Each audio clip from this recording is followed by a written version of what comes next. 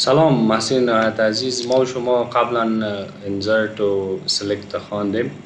حالا مثلا اگر یک کسی بخواه یک ریکارد دلیت بکنه، در اون صورت ما و شما چه قسم پروگرام نوشته میکنیم؟ در دیتابیس بخواه یک چیز رو دلیت بکنه، در اون صورت چه قسم میتونیم یک پروگرام نوشته کنیم؟ ما میخوایم یک پروژکت جدید بگیرم و این باشه اپلیکیشن 3 و بالای فینیش کلیک بکنین. ببینین اپلیکیشن 3 ساخته شد. در اینجا ما شما میتونیم کد نوشته کنیم. خب حال استپ ها رو شما هم یاد گرفتین. استپ اولی است که ما شما درایور رجستر رو لود بکنیم. بخاطر از این درایور کلاس شما میتونین کاپی پیست بکنین. ما به عادتم شده کاپی پیست میکنم، نیاز نیست که مثلا شما یاد کنین. شما اینجا چی میکنین؟ کاپی پیست میکنین.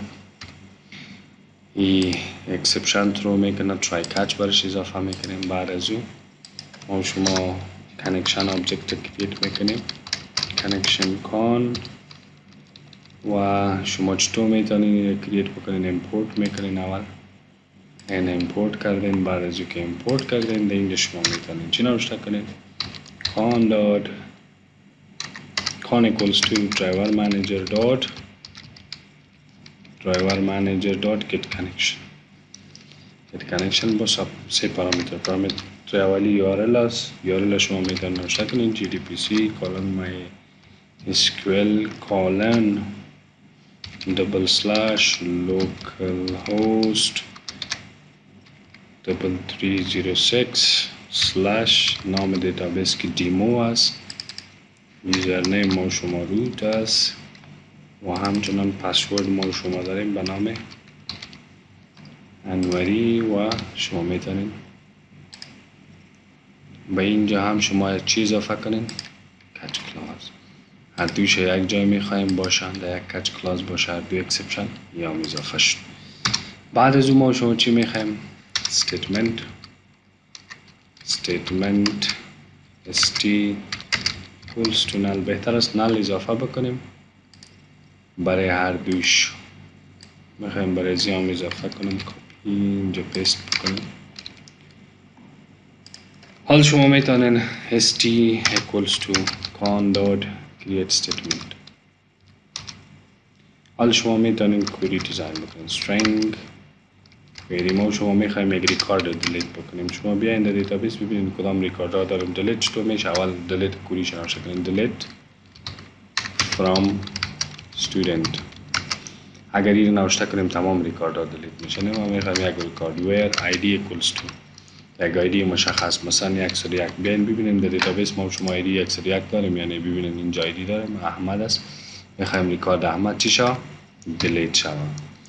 بعد از او این باید اکزیکیوت کنیم. صحیح؟ چون دلیت از جمله استیتمنت های DML است. میتونیم از چی استفاده کنیم؟ st.execute update.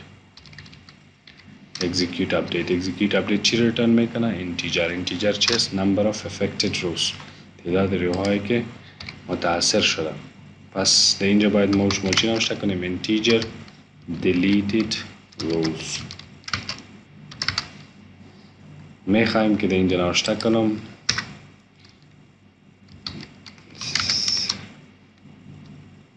number of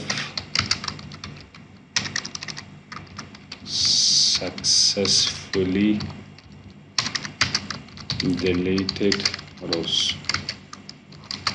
و همراهش concatenate بسازیم deleted rows تا اینجا بیا که یک رو دلیت شد، دو رو دلیت شد، سه رو دلیت شد، چند رو دلیت شد. بعد از اون ما چی داریم؟ finally block. وی finally block رو یاد گرفتیم. ما شما داریم statement اول کلوز میکنیم، بعد از او کانکشن کلوز میکنیم، هر دوش کلوز کردیم. بعدا ترای کچ این کپی میکنم از اینجا و اینجا پیست میکنم. سیف. کدام ایرر نداریم، کدام مشکلی هم نداریم. خب در دیتابیس ما شما اینجا ببینین فعلا دو ریکارد داریم. حالا بیاین این رن میکنم، پروگرام رن کنین. خب کلاس not found، ما شما درایور رجستر کردیم اما لود نکردیم، اینجا ما شما اضافه نکردیم. بیاین شما باید اضافه بکنین. این درایور فایل است، شما اضافه کنید. این درایور فایل هم شما میتونید دانلود بکنید، لینکش هست در دیسکریپشن ویدیو ها، شما ببینید لینکش هست. ببینید نمبر، خب نمبر successful deletes، نمبر of successful، نمبر خوی مسیج اشتباس، این رو باید جور بکنیم. هدف چی است که روهایی که successfully delete شده تعدادش.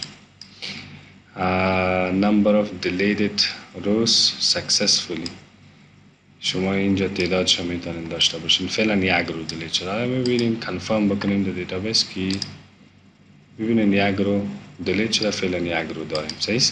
این مسیج شما میتونید درست بسازین، در اینجا درست مسیج تایپ بکنیم. صحیح.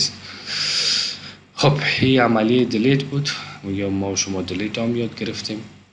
عملی آخری که است و چی است؟ اپدیت است. ما شما باید اپدیت هم چی بکنیم؟ یاد بگیریم. انشالله در ویدیو دیگه اپدیت هم براتون کار میکنم. شما همراه ما یک جای پرکتیس کنین، تمام پروژکت سورس کد بگیرین، کمپیر بکنین با سورس کد خود، کار کنین، زیادتر کار کنین. ما مثلا یک استودنت کار میکنم، شما 4-5 مثال دیگر هم بیشتر کار کنین. تشکر.